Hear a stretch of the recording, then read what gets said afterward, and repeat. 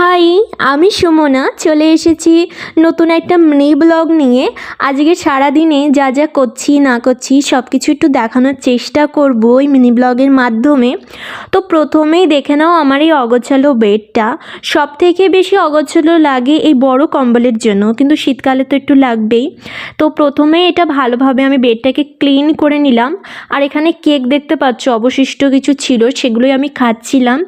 এই কেকটা আমি কিন্তু এনেছি আগের দিন, আর এখনই দেখো সব শেষ হয়ে গেছে আর গোটাটাই আমি খেয়ে ফেলেছি।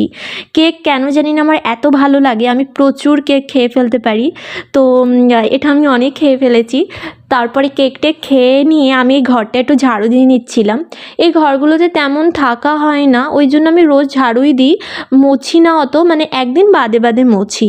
এরপরে তাড়াতাড়ি স্নান করে নিলাম। শীতের দিনে সব থেকে বড় একটা চাপ আমার মনে হয় স্নান করা। তো তারপরে এই বডি লোশন ইউজ করলাম, আর এখানে হচ্ছে এই সিয়া বাটার ময়শ্চারাইজটা ইউজ করে নিলাম। তো এখানে তোমরা দেখতেই পাচ্ছ এটা একদমই নেই, অল্প আর একটা কিনতে হবে।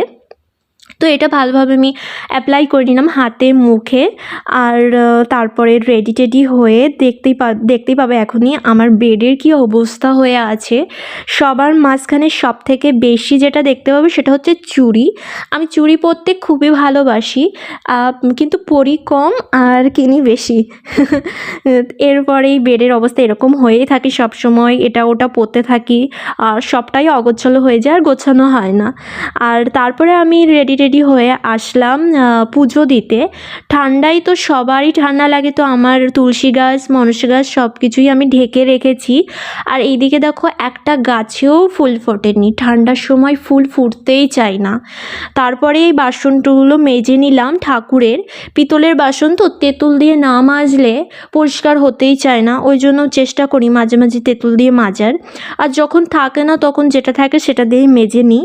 তো পুজো আমার দেওয়া কমপ্লিট। এরপরে আমি চলে গেলাম দুপুরের খাবার খেতে, যেখানে এনেছি মানে রান্না হয়েছিল মাশরুম আর সর্ষের ফুলের বাটাই। সর্ষের ফুলটা আমাদের জমির, আর এই শিমটাও আমাদের জমির।